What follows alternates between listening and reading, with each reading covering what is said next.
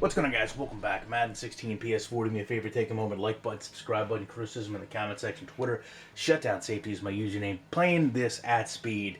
This is perfectly timed in terms of the conversation we've had this week, but the quintessential explanation of why animations destroy football games. And I've heard everything this week.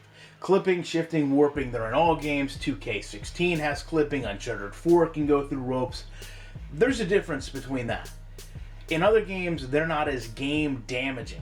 What I'm going to show you is the worst case of shifting I've ever seen in this game. And I've played a lot of games, I've put up a lot of videos. I've never had one this bad. So Winston drops back. He throws into double coverage for Louis Murphy Jr. I've got Antoine Bethea and Julius Peppers back here. Now here's the thing. When we talk about the next-gen tech of the ball in Madden 17, this ball's path is actually already manipulated here. You can see Bethea actually tips it. It goes down into Peppers, and then it kind of starts to fall downward. Now this is where we're going to run into a problem. If there's not a difference between Madden 16 and Madden 17 with the animations and how the ball can interact with the player into a catching animation, this is where the problem lies. Now granted, I'm under the interpretation this is going to be fixed.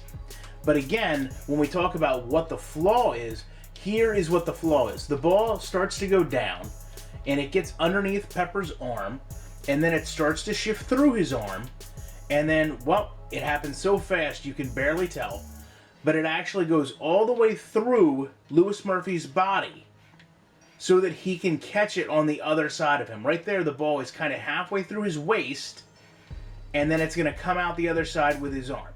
So again, from Pepper's arm, through his back, into his other hand, into the ground. This is a touchdown that ends the game. Now you tell me, let's take football out of the equation.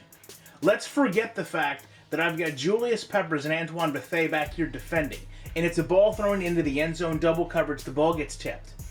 You tell me how it doesn't damage gameplay, that the animation of the catch is so strong that it doesn't matter what happens to the ball. Only the thing that matters is the game is registering it's a catch. And if the game is going to be able to register this as a catch next year, the physics of the ball aren't going to matter.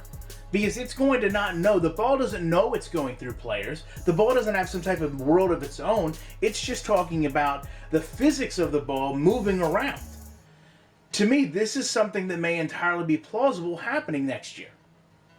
It's something that really needs to be at least addressed by EA based on the vagueness and the misinterpretation so many people have had of that press release. What exactly is being fixed? Because if no one can see this is a problem, I don't care how much you love this game, if you don't look at this and say, okay, that should never happen in a video game, that's not on par with Uncharted 4 when your arm clips through a rope. That's not on par with NBA 2K when two players' arms graze through each other. Then I don't know what we're talking about. I don't need to have a conversation with you because you're so lost in loving this game that we can't have a conversation, because this should never happen in a football game. Love to know your guys' opinions on it. Appreciate you checking it out.